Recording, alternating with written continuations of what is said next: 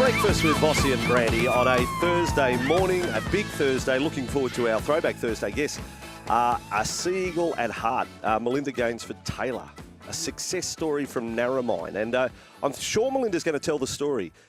Backyard footy out there. She played league. She threw the boys around. And, yeah, I just wonder, it's totally random, but if there was an NRLW back there, if Melinda Gainsford-Taylor at some point would have maybe taken that career path.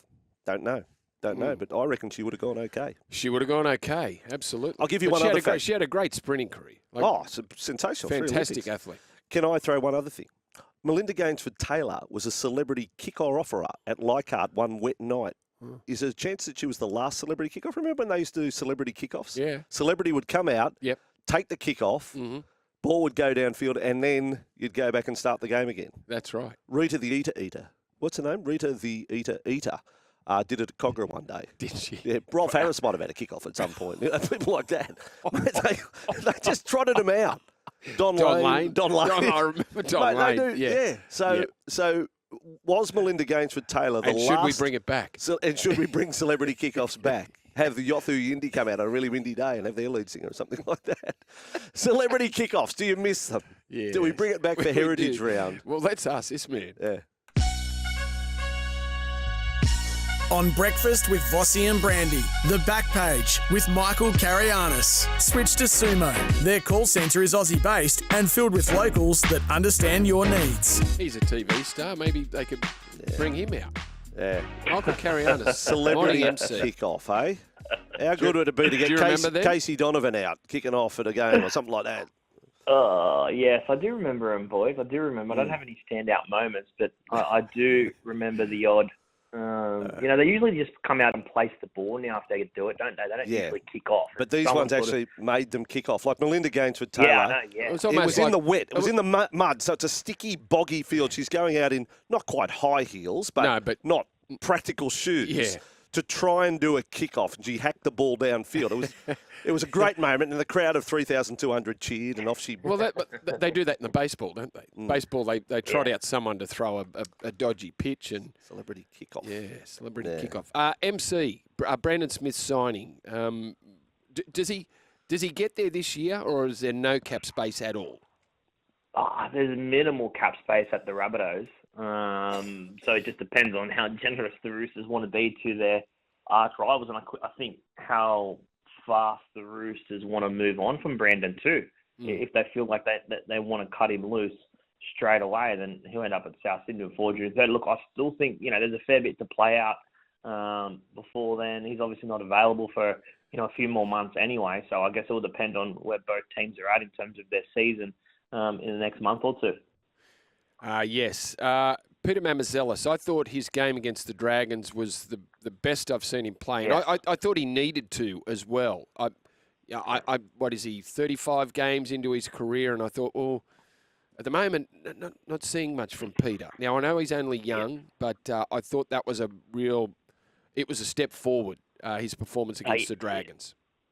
You nailed it, Brandy. Yep, 100%. Easily his best game in the top grade. He was dynamic at, and it was everything to his game. It was his service, it was defence, it was his short kicking game, things that we haven't seen from him. So, no, you're right. He was outstanding. But Wayne Bennett was at pains yesterday to come out and say, no, he's still our starting hooker. And I haven't brought Brandon in to start at hooker. I brought Brandon to play basically every position on the forward pack. Obviously, he'll spend some time at hooker, but they see that rotation with Mamouzelos and Brandon Smith combining in the number 9 role. And I think, Brandon's at his best when he's running. I think he's a running 13 who can play a little bit of 9 if needed, or start a game, then transition into 13. But add Brandon Smith into that forward pack with Cam Murray and Keon and the likes of Totola and those sort of players, and it becomes pretty good again. Yeah, just those violent runs. And that's that's how he runs. He runs with a bit of violence. And that sets him apart. Yeah, that sets him apart. That does set him apart, because he's not a big man, and if he didn't run with that violence, he wouldn't be as effective. But he does. He doesn't. And I think, I don't know whether we saw enough and whether he can change the way he plays, but I think we saw enough of him playing dummy half at the Roosters. And I think it might have been 360 did a little special on him when in his early, which was only, has he been there 2 years? where he just didn't cover the ground well. Like he just didn't get himself into position, didn't get back in the defensive line, didn't get to dummy half on time. I don't think he's certainly not an 80-minute hooker. Let's rule that out. Yep. But he's a play. Throw him out there in the middle and just let him run. Yep. That's agree there, Brandy. That's his best.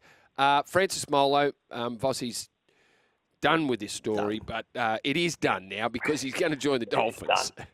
Yeah, it is done, boys. It is done. Francis Molo will be at the Dolphins next week, and potentially in line to make his debut for the club. 2-year deal worth around that $500,000 mark, which is essentially his Dragons contract. So he hasn't gone for more money.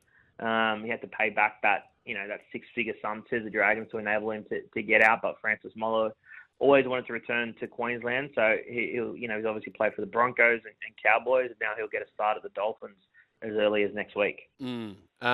Just while we're talking violent runners, Spencer Leniu returns for the Roosters too for this one, and I think those two. If you were a young forward that had leg speed, I'd say to you, watch how Spencer Leniu runs. Like just watch the violence that he runs into the defence.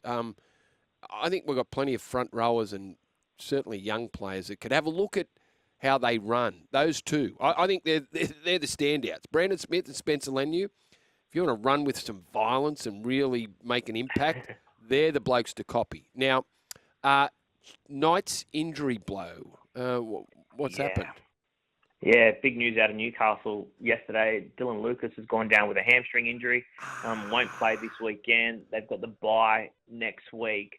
But he's facing, a couple of weeks at least on the sideline with that hamstring injury, and it's a blow for him, right? Because he's been outstanding to start the year in the first two games. They've obviously lost Kai Pearce-Porter to suspension, Leo Thompson to injury as well. So their forward pack depth is going to get a little bit of a workout against the Titans this weekend. Oh, now I went the Titans and early went the Titans. Now I'm feeling a little bit more confident about that tip.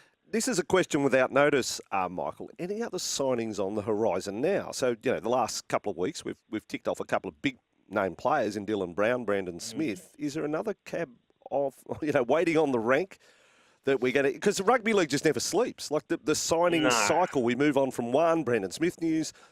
Who's next? Are you hearing anything ramping up somewhere with a star player? No huge names at the moment, boys. Obviously, Ryan Sutton has been released from Canada. He's not a massive name, right? But he's on the lookout for an NRL opportunity for the rest of this year. So he's been speaking to clubs, and I guess all eyes at the moment for West Tigers fans are on if they can get a deal done for Lockie Galvin before November 1. Yeah, okay. Just further, and have we got a bit of Anthony Seibold?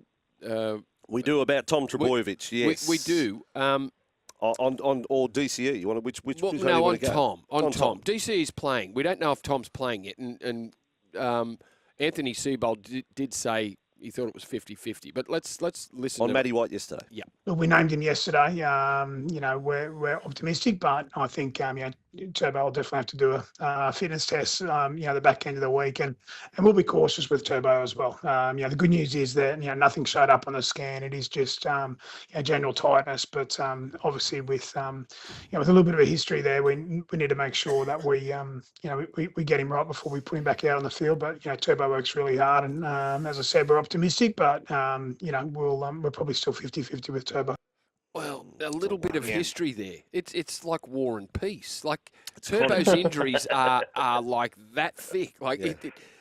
And I don't know. I'm round 2. We're round 2. And he walks off the field, and it's not a tear. So it's got to be in his head. It's got to be in his head, hasn't it? Oh, my God. Sadly, it must be... No, he obviously felt tightness. He felt tightness, and he comes straight from the field. And he did mention lower back, and he also mentioned left hamstring. So it's the left side. But he said tightness, lower back, and left hamstring. So, but round 2, we're already and if Tom is, even if he's 70-30, I'm going, you know what, just have it off. Yeah. There's no, and. Brandy, if it's 90-10, then you can't risk him. No, let alone 70-30. Absolutely, you probably can't. Yeah. But Anthony Seabold did go on to say that, look, unless he thinks that he can run 100%, he won't play. That will be it. So, yeah. But it's not a good thing, round two, is it? Like, it doesn't fill you with confidence because we know, and we saw it in round one, Manly's hopes hinge on Tom. Like, if Tom's not there, to Manly... last week against the Warriors, the 5 mistakes first half, the whole team went south with Tom. And Lehigh Hopewadi will be a great replacement. I love watching Lehigh Hopewadi. He's a very good young player. But without Tom, then you're saying... Tom, look, we're jumping conclusions here. But I'm just thinking round two and... the hamstrings are already an issue. Yeah. Okay, questions for you, Michael. On the text, what's happening with Taylor May? Mark asks that. As to others. Anything? Yeah. No, nothing at the moment. No. The Tigers had discussions with him, but I'm not sure where that's eventuated. DCE to the Chooks. What's the latest? 2 p.m. pay. Yeah, DCE to the Chooks. So that was a rumour pre-Christmas that I checked out. And so I don't think so, but that did the rounds pre-Christmas. Look, I think Manly have money set aside for Daly Cherry Evans for next season. Manly are adamant that they have no answer from Daly if he wants to play on next year yet. So they're waiting for DCE to make that decision, and then once he makes that decision in his mind if he wants to play on or not, they'll start discussions definitely for next season. Okay. DCE to the Chooks. That. Really? Well, it's just a text. Just reading the text as they come in. This one, this is from the number one golfer, Michael. Do you know what he might be texting about? What the number one golfer might be texting you about? Hopefully rugby league. It is rugby league. Have you changed your view on Eels going to get the spoon, which I told you over the summer, and you said that's not going to happen? Number one golfer's been so bullish, the hack about Parramatta running last. So have you changed, Michael? And he's reminding us almost daily that he said that over the summer. Yes. Michael, they're shortening, boys. They're shortening. They're shortening. Is that as far as you're going to go? They're shortening? I think they win this weekend. I'm not declaring them yet. I think they win. Mitch keeps... I'm tipping them. I think they get home. Yeah, I know. You're back to the Titans and the Eels this weekend. I'm going the home teams. It's a home team, except for Penrith, Melbourne. Home team. It's a home team weekend, Michael. All right. Storm Panthers tonight. What are you doing? The home team, boys. Okay. Storm it is. Michael Carayannis of the Telegraph. Thank you for coming on the program, my friend. See you guys. Thank you. Good one, MC. He has no sign-off, does he? It's a bit glaring to David. David has the go well. Michael has nothing. That's all right. Didn't last year we come up with something for him? We did on the text. And it was obviously that bad that it didn't catch on. Yeah. But he does need something. He needs a little post-try celebration, post-segment celebration. Just Michael smile and wave, boys. Yeah. Smile and wave. That's it. That's Is that what Michael has to say? Just smile and wave. All righty. Wally the Stats Man will come on a little later from Fox League with the best oil. The good oil on all the matches. He crunches the number like no other human on earth. So if you need help with your tips, make sure you're listening. Switch to Sumo Energy for local support and energy.